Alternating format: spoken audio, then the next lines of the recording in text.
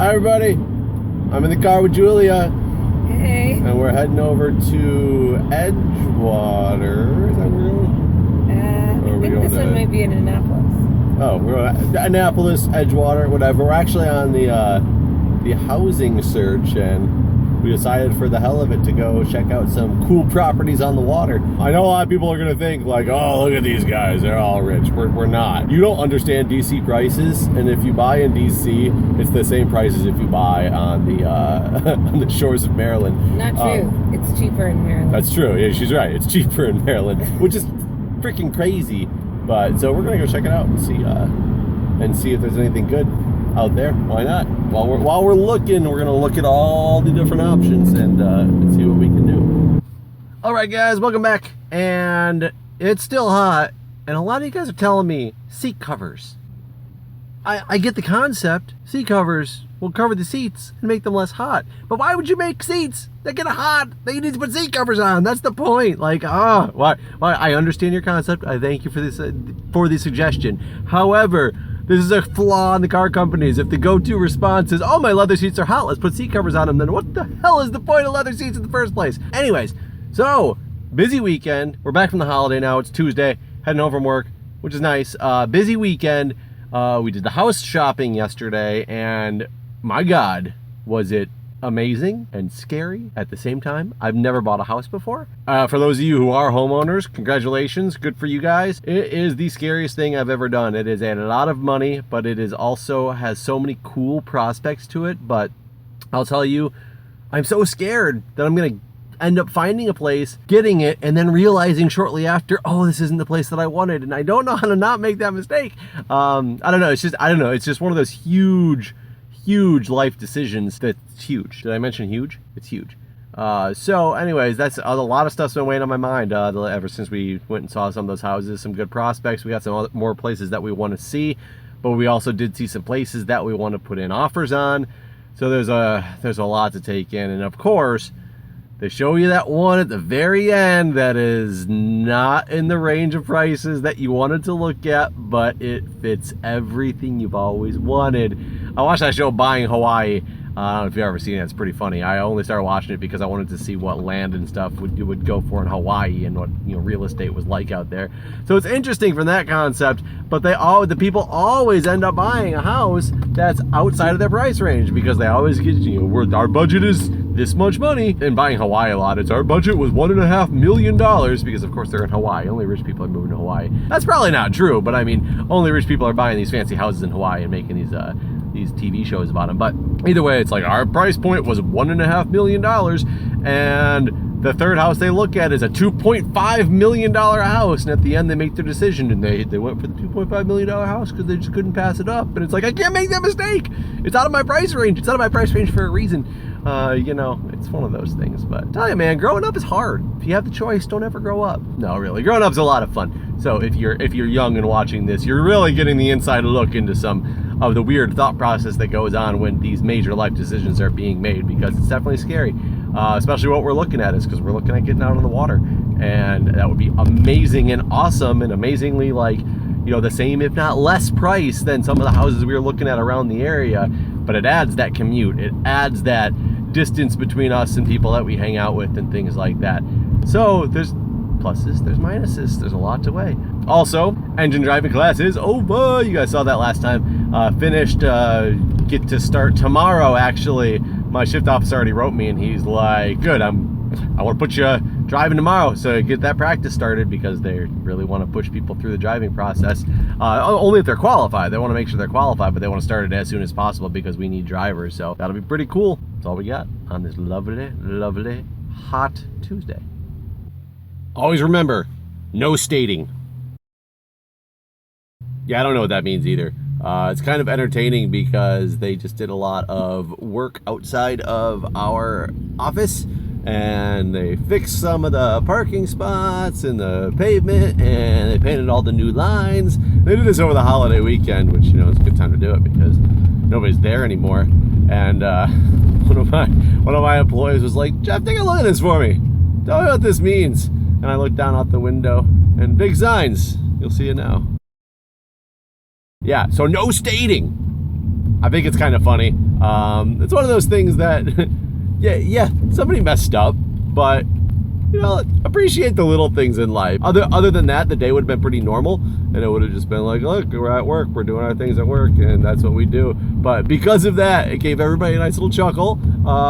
We got to, report it to the right people. I'm really curious how long that was actually there, because I'll be honest, I didn't pay attention to it. I know it was there since at least Tuesday when we went back to work this week, and I didn't see it until Wednesday. I have no idea if it was actually there at the end of last week. Pretty sure it was all painted over the holiday. But did anybody notice it on Monday? Did anybody notice it on Tuesday? Did anybody report it? Or was it literally like so relatively seamless that people just glanced over it like I did? I walked over top of those signs like 3 or 4 different times. I had no idea. Didn't even pay attention. So I don't know, appreciate the little things in life. You don't always get that little laugh. I'm sure somebody's going to probably be getting in a little bit of trouble for that, because they're going to have to go back out and fix this. I don't know if it was an outside company or what it was, but it makes me laugh. Some people might say it makes us look stupid. It happens. People mess up. And that's the thing you got to understand is mistakes happen. People mess up. It's not about the mistake itself. Well, not all the time. Like there are some major mistakes that can get made. Like if I was accidentally supposed to hit the brake and I accidentally hit the gas and ran through like 3 people on the sidewalk. Yeah, it's a little bit different. But in general, stupid things that don't hurt anybody, those mistakes happen. It's not as much about the mistake itself. It's about how do you react to the mistake. If you're the person who made the mistake, how do you correct the mistake?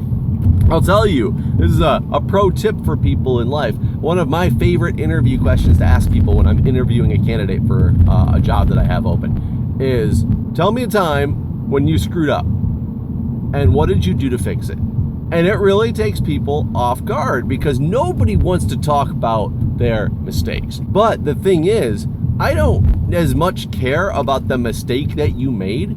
It can even be a major mistake as long as there was a reason for it other than I didn't feel like doing it, so therefore when I did it, it was half-assed and it was all messed up. No, it was, I was trying to do this, I did this on accident, or I misread the instructions and thought that it meant this. And a lot of people will be like, well, that means that person obviously doesn't pay attention to instructions. And no. Instructions can be very confusing on certain things. People understand that. If you give me a list of like a full page of just ridiculous words all jumbled together on these instructions that I'm supposed to follow, and it's not in a way that my mind can logically follow it, or my mind has to jump around. So it's something called human factors, or human factors engineering, is designing or doing things in a way that people are going to understand and do it appropriately. And that's a huge part of part of my job is making sure the electronic health record is set up in a way that's easiest to use for the end user. It doesn't mean it's necessarily going to be like on paper, yeah, it looks great, it gets all the information in there, but if people don't understand it just at a glance,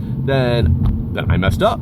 And so that's part of it. It's not about the mistake itself. It's more about, okay, you made this mistake. Now, what did you do to correct it? Because that really gives me an insight into your analytical skills, your problem-solving skills, your ability to just not shut down when something didn't go right. And I've used that question for any interview I've ever had, and it's very much more prevalent in the line of work I'm in now, to be able to know how people can react. And I'll tell you, every single person that I interview and ask that question, I get the same thing, because everybody's rehearsed all their interview responses, all their standard, tell me about a time when you were on a team and you feel you did more work than your teammates. Everybody knows those type of questions if you're going for this type of job. It's like, go out there, people do their research, they get their stories in their head, whether they're true or not, I don't know. But when you hit them with, tell me about a mistake that you made and what you did, they're like, and you can see those wheels spinning. Do I tell them about that stupid mistake? I forgot to dot the I on one of the contracts. So I had to revise the contract. I mean, come on. But you get people that tell you about, I went to implement this system. I scheduled the super users to come in on the wrong day. That's a huge mistake. But how did you fix it? That's what I care about. No stating. It's a mistake. Nobody's probably going to get hurt from that. Good thing there's no sign that says I can't stand here, but I don't know what it means to stayed, but whatever, I'm standing here, and then the building burns down and I'm blocking out the fire trucks. That that's not happening in this situation. So curious what the company's going to do to fix it, the person who made the mistake, what they're going to do to remedy the situation, how quickly it's going to get remedied, and we'll see. So lesson to everybody, it's not about the mistake per se, it's about how you deal with the mistake and how do you correct it. All right, well, morning everybody. A little bit different style for this. I'm just getting my stuff out of the engine, getting ready to go to work. It's 6:30 in the morning, so a little bit tired, but a pretty slow night, which is good. Some sleep, but as I said before, I don't sleep too well here at the fire station all the time. It's always tones and stuff, but no big deal. Either way, gonna be heading into work here shortly, and gotta do some training today, and I'm probably gonna go home and take a nap. That's probably what's gonna happen with me. But anyways, guys, I will see you either on the way or after work. All right, everybody, what's up? It is Friday. Oh yeah, Friday. That's good for me. I don't know if it's good for you. You probably aren't seeing this on Friday, so right now it's probably not actually Friday, but you know what? Right now it's Friday. You're probably watching this. It's probably Sunday night and you're going, but right now it's Friday, so that's all that matters to me. Oh yeah, Friday. It's raining. I like rain. A lot of people don't like rain. It was a couple weeks ago here, there was 25 days or something like that of constant rain. People kept complaining about it, and I'll tell you, I don't think it was much to complain about. There was still sun. It didn't constantly rain. They kept claiming it was constant rain, but it really wasn't. It rained at some point every day for 25 days. During those 25 days, I got sunburned a few times because I was outside when it was sunny. Take advantage of the time, and then it's nice because when it's sunny and hot and humid, and then it rains, it feels... Yeah, car knows. It feels good, but so I don't mind the rain at all. Cools it off. I hate humidity. Does stop you from actually doing a lot of work or anything outdoors. Where I live now, I don't really do much work outdoors. We don't have a yard, so hard to do things like that. Hopefully that'll change when we get this house situation all figured out and all that fun stuff. So plans for the weekend. Car's excited. Car wants to know my plans for the weekend. The thing is, I really don't know my plans for the weekend. On Sunday night, I'll actually be going back to the fire department because they're, like I said before, they're short-staffed. So they asked me if I could come in on Sunday. So I'm coming in on Sunday as well as on Wednesday. I'll actually be there on Monday night too, but not to ride. We have an administrative thing that needs to get done. Yes. Yes.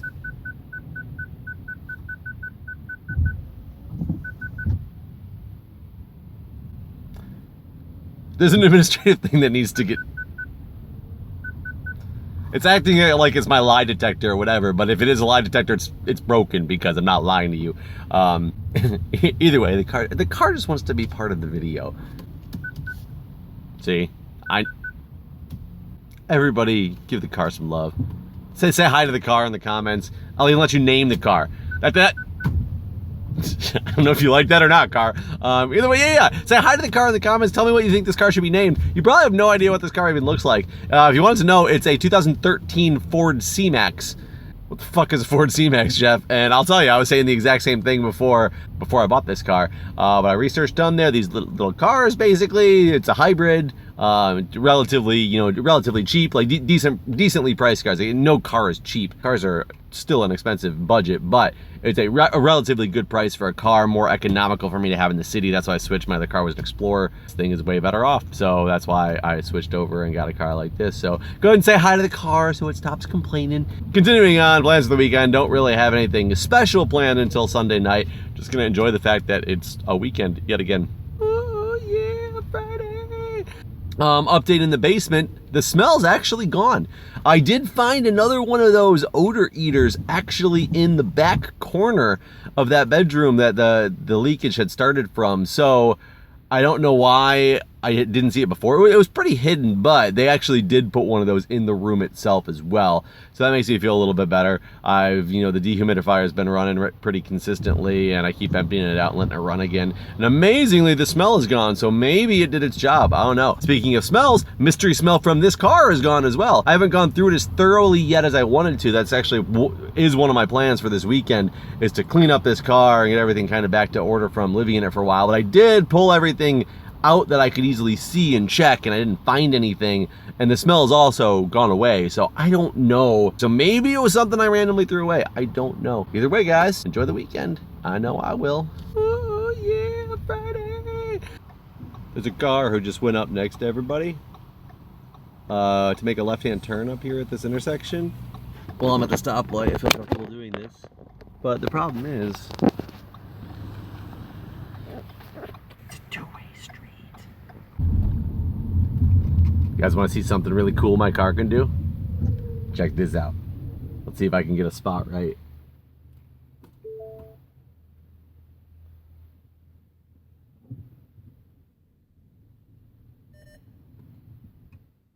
Remove hands from steering wheel. Put it into reverse. And let it go. Check it out. I got nothing. I'm not doing nothing. Parking the car, parking the car. Oh yeah, woo! Parking the car. Yeah. Dude, how cool is that? That's awesome. So let's come back and do that again. Okay, guys. Getting ready to park again. But this time, we're going to do it with style.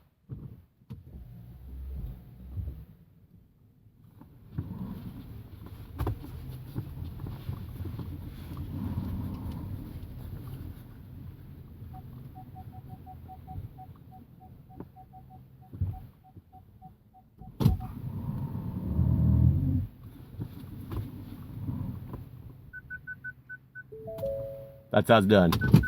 I really had no need to do that at all. There is like a billion spaces around my house right now. Most of them you don't even have to parallel park in. But you know what? It was fun.